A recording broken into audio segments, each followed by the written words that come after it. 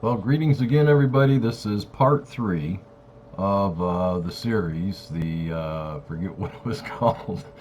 144,000. Let me see. 144,000 and eye for eye, tooth for tooth.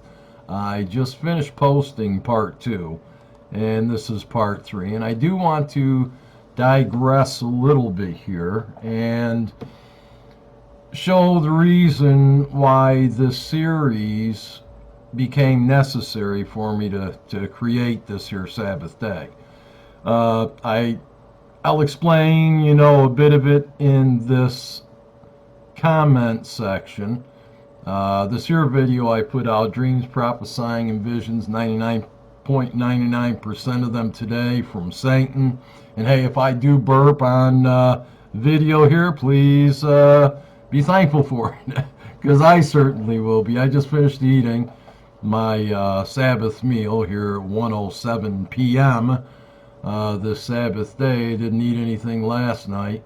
Uh, Fell asleep in the chair, woke up, came to bed, woke up at bit after 1 o'clock in the morning. And when I came here to check my messages, which I do every time I wake up after taking care of business, putting on a pot of coffee, I'll come in and I'll check and see who's made comments so that I know what to comment them back about. And right here it shows 6 hours ago. I believe, let me do this and I'll show you what I did. Well, greeting. Now, wow, now there's 34 views on there, but it shows 11 hours ago. So I've been bringing out this series for 11 hours pretty much. When I saw his comment, I was just notified with a little beding bedong that notified me that he had written. And what he says here, it says, and remember, this is the fella I really like, Emerald Order. He was the one that kept putting speak, the Jesus in my tongue. Well, he doesn't say it here, and I appreciate that. But he says, sometimes I ask you questions and it shows you put so much work into the answer. It is like I have hired a Bible scholar. I had got something from what I believe is Holy Spirit.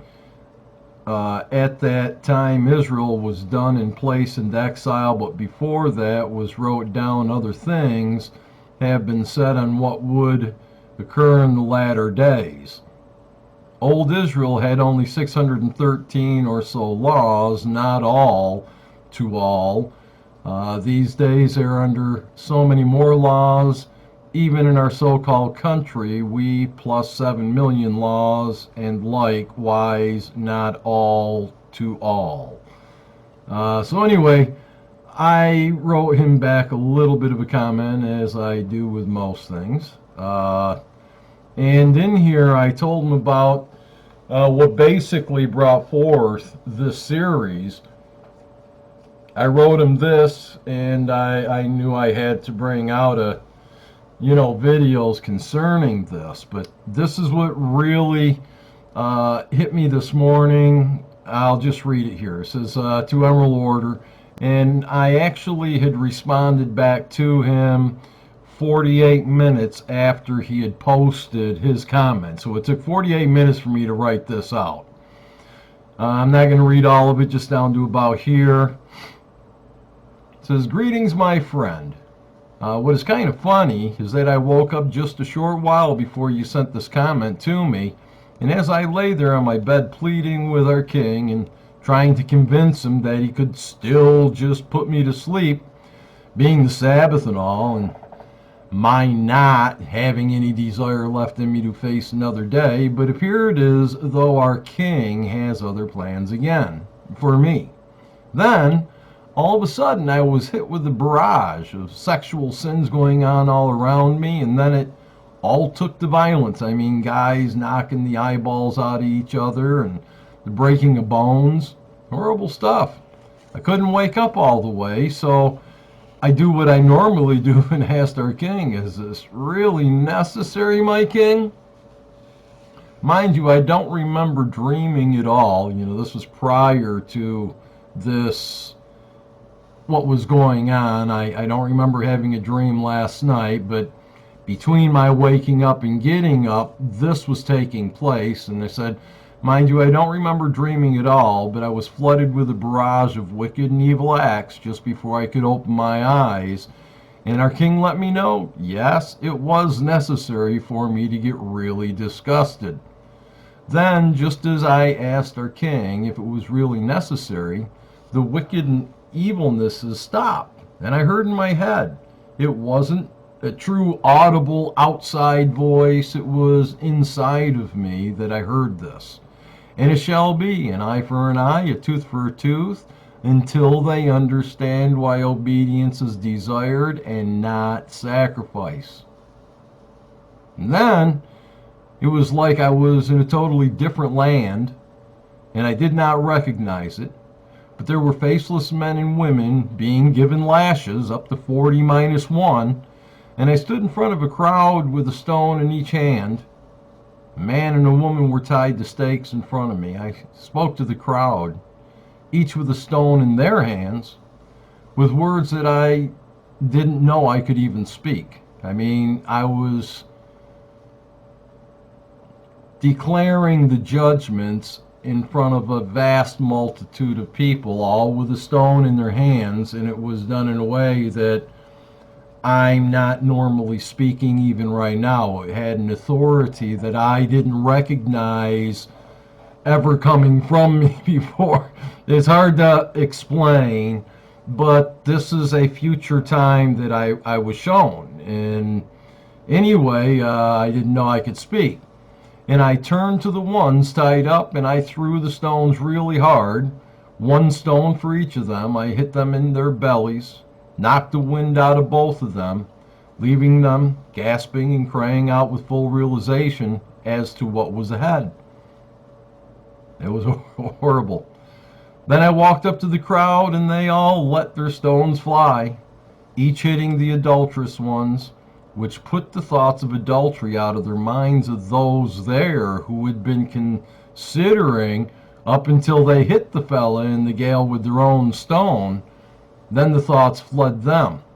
They were standing there with this judgment going on, and they themselves, some of them in the crowd, were thinking adulterous thoughts in their minds even before they were going to stone these people. But then after they hit them with their own rocks, the thoughts of adultery fled from them. And then I was taken from that spot and saw everybody really putting forth much efforts to really getting along by walking in the ways of our King. I saw also in there many other things like tarring and feathering some, and putting them out of the camp, having bones broken and such to those whom got angry with their brothers or sisters and struck out, causing them damage, and in the like manner they were dealt with. It was in just a moment's time I saw all this. It was like I say, I was trying to wake up but I couldn't, and then boom, all of a sudden it just all came on me, and it was just a matter of seconds, I think. But I saw so much that it was just totally amazing. I saw all this, which would have taken months in real time. And I'm glad you wrote me, my friend, as it gave me an avenue to write down what I remember. Best part of it all was that in the short while we had peace in the place of gathering, and all peoples and tongues were just flowing to that place. Pizza.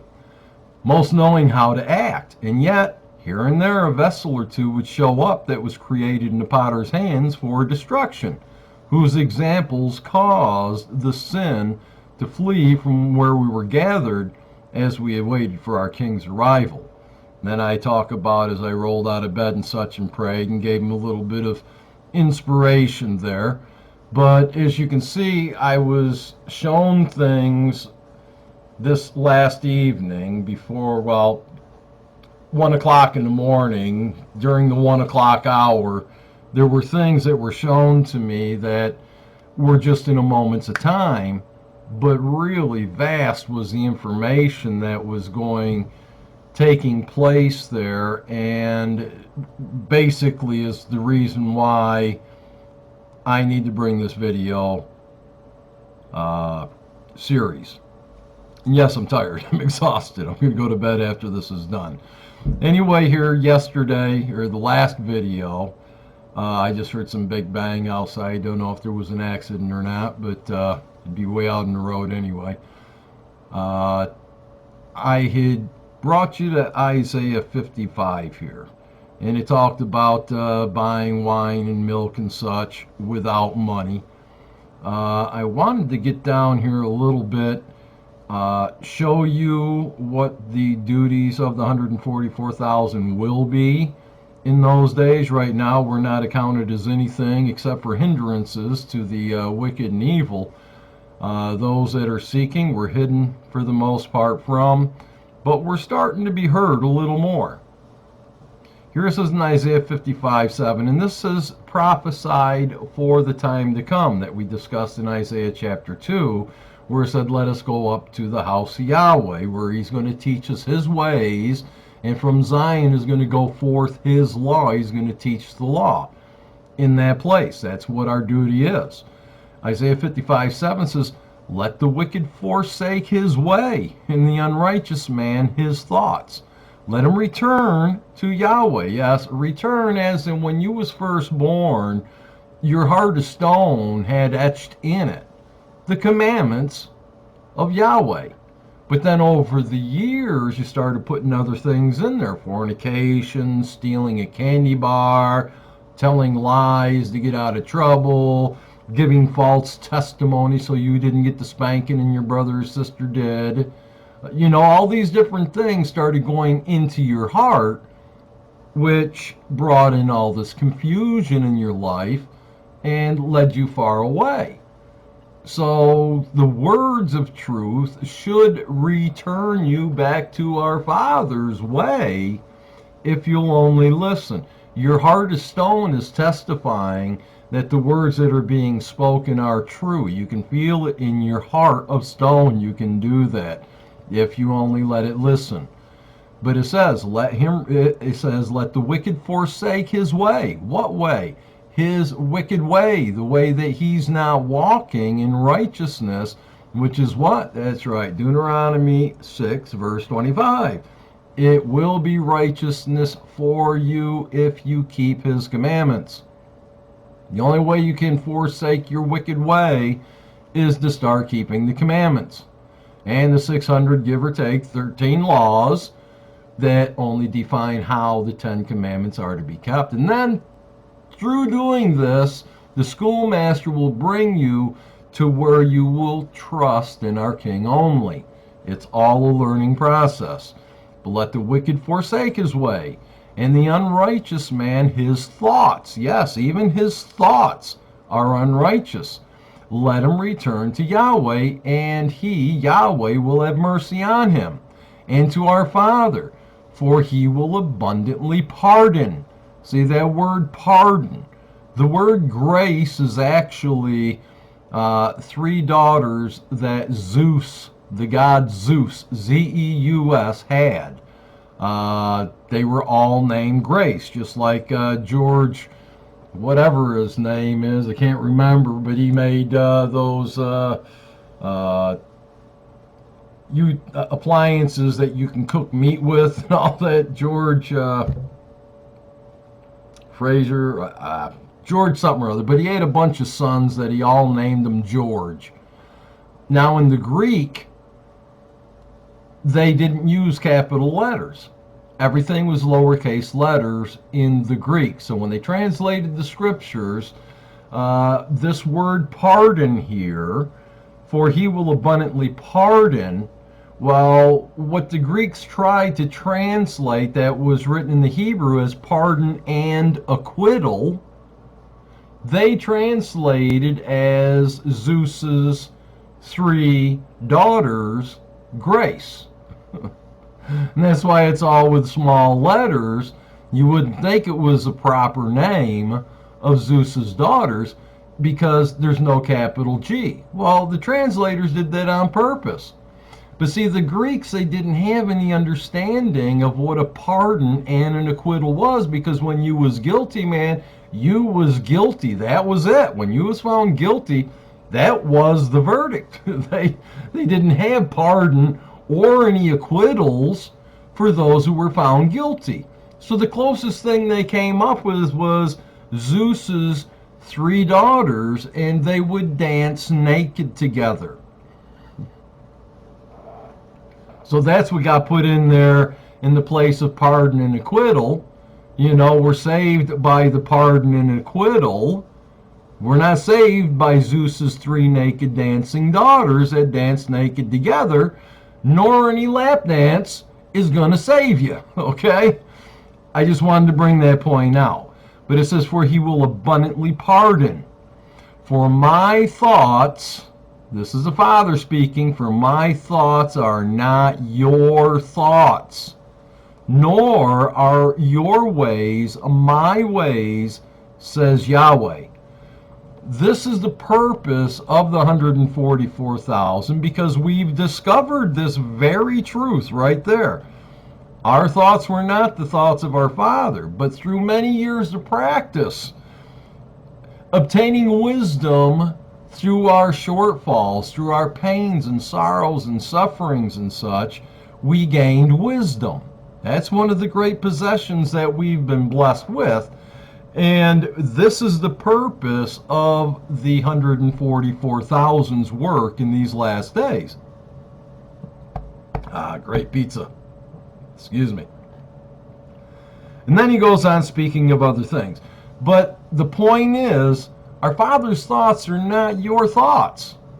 And if you're out there in the churches calling on the Jesus and, you know, eating your pork dinners and unclean foods, crocodiles and things of this sort, wearing pork skin gloves or playing with pork skin basketballs or footballs, things of this sort, anything to do with the unclean. If you're doing these things, you know for sure that your thoughts are not our Father's thoughts. Because our Father would not think of any of his children ever touching those things, willingly, knowingly, or intentionally, unless, of course, it was an ox in the ditch. Okay, or I should say a dead donkey in the ditch. Then you got to drag its unclean carcass out. Well, you're not supposed to hug it and all that sort of thing. It's a dead, unclean animal. Touching it makes you unclean. And he says, for my thoughts are not your thoughts. When you're praising the Jesus and the Lords and the gods and the Elohims out there, you're certainly not praising our Heavenly Father or his righteous Son.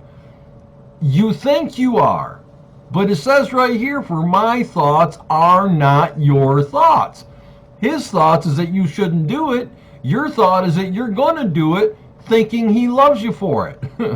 It's like a child, you know, that just your brand new freshly painted wall, you leave the room to go make dinner or something, come back and they got this portrait on there, you know, sunshine, clouds and trees and everything, and you're like, and they're thinking, man, you're really going to like this, boy. Just can't wait till mom and dad see this here portrait, boy, I'm blessing them with, you know.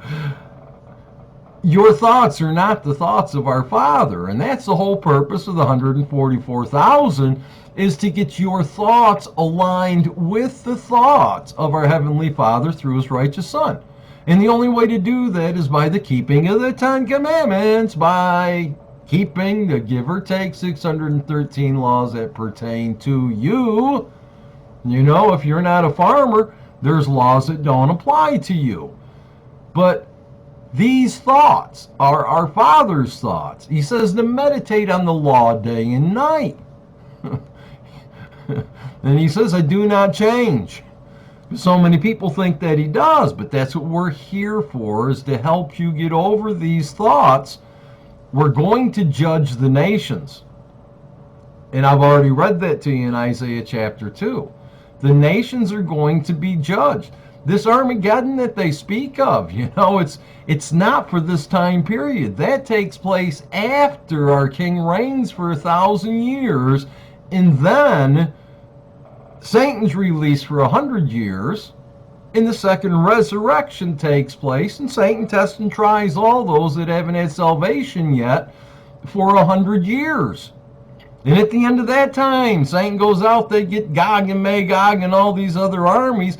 They come up against Jerusalem, and with the breath out our Father's nostril, he melts them all, turns them all into blazing glories.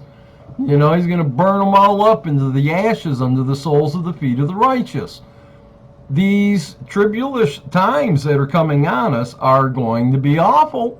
They're going to be terrible. Even the very elect and those that will listen, a number that no man can count, we're going to have it rough. But it's not going to be as rough as those outside. There is no rapture.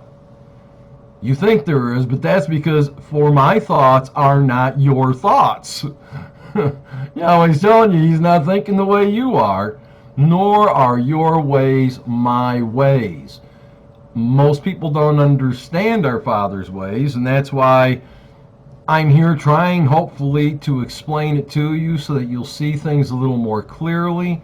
Understand there's going to be a time that the judgments, they're never going to stop, but there is going to be a time that the judgments are going to be enforced. That's the purpose of the 144,000. This world's going to go to hell in a handbag here before too long. The earthquake, a third of everything being destroyed, the sealing of the saints, the gathering, brought to a protected place where everyone's saying, let us go to that place. They're going to teach us the laws of Yahweh. These 144,000, they learned how to wash their robes in the blood of our King, the precious blood of the Lamb.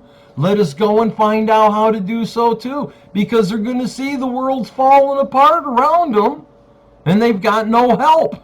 They got no hope. Everything they've been listening to for their lifetimes has been lies.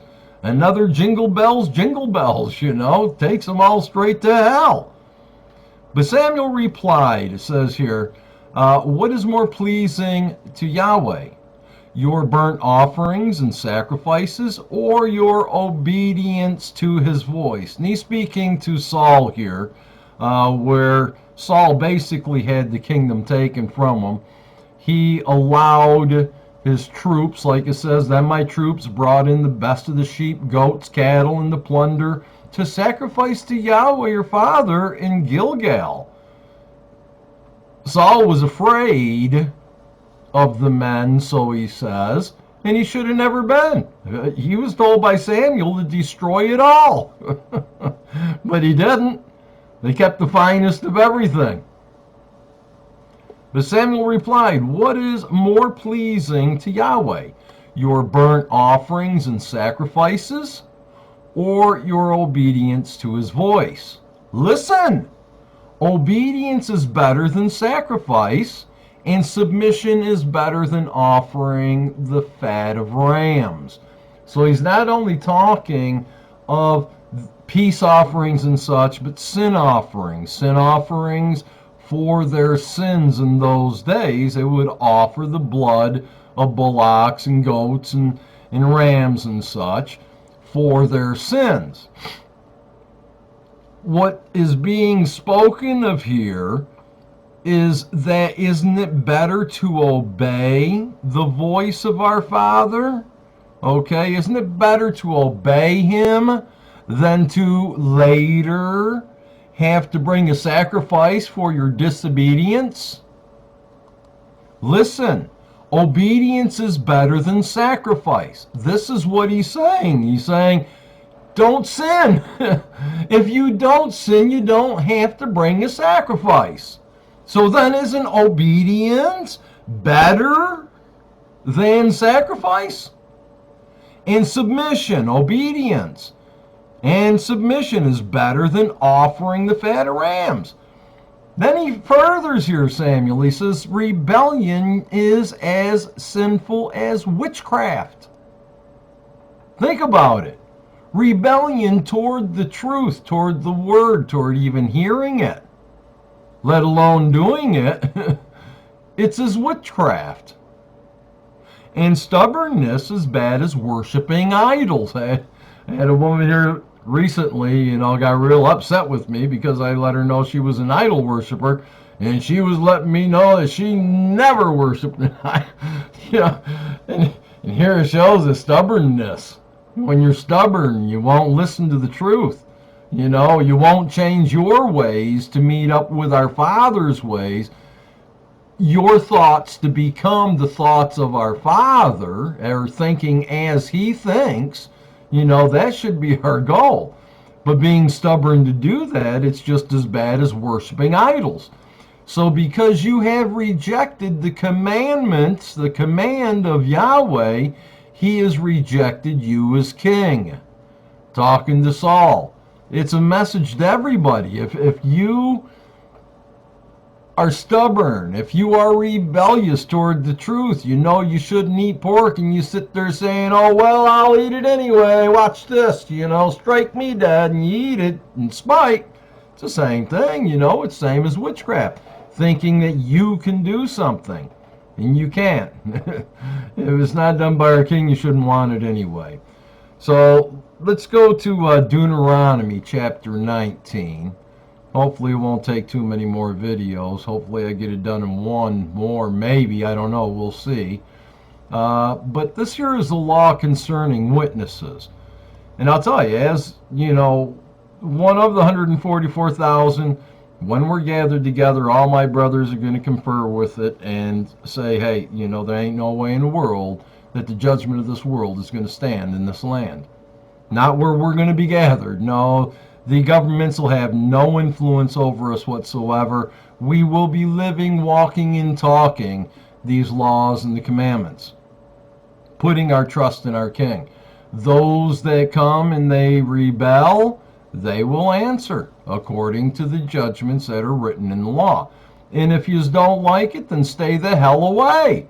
Don't be one of those that say, hey, I was glad when they said unto me, let us go up to the house of Yahweh, where you can learn the Father's ways. If you're not coming to learn the Father's ways, you might end up getting tarred and feathered and cast out of the camp, or worse. It depends. The judgments are going to be kept, though. Every living word is going to be upheld, or you won't be there. There's going to be peace. You will not be there if you're bringing anything against peace. Here, Deuteronomy 19, verse 15, it speaks about judges, okay, and such, and how to take care of a court environment, bringing forth the laws, the statutes, and the judgments for those that break them. And this is part of the duty that it's speaking of, foretelling even what the 144,000 will be doing in these last days as part of the work. It says, one witness shall not rise against a man concerning any iniquity or any sin that he commits. By the mouth of 2 or 3 witnesses the matter shall be established. It's showing how to judge righteously here. Now listen, if a false witness rises against any man to testify against him of wrongdoing, then both men in the controversy shall stand before the Father, before our King, before the priests and the judges who serve in those days. And the judges shall make careful inquiry. And indeed, if the witness is a false witness, who has testified falsely against his brother, I'm sure some of you already had this done. My little brother used to, slap himself in the face and scream and say, I did it and I got whooped for it. But anyway, he says, then you shall do to him as he thought to have done to his brother, so you shall put away evil from among you. And those who remain shall hear and fear, and hereafter they shall not again commit such evil among you. Your eye shall not have pity. Life shall be for life, eye for eye, tooth for tooth, hand for hand, foot for foot. I got to cut this video off. It's almost 30 minutes long. And the point is, if you don't want to live according to this eye for eye and such, then don't break the laws. Because if you break the laws, then the punishments for them will come upon you. I love you.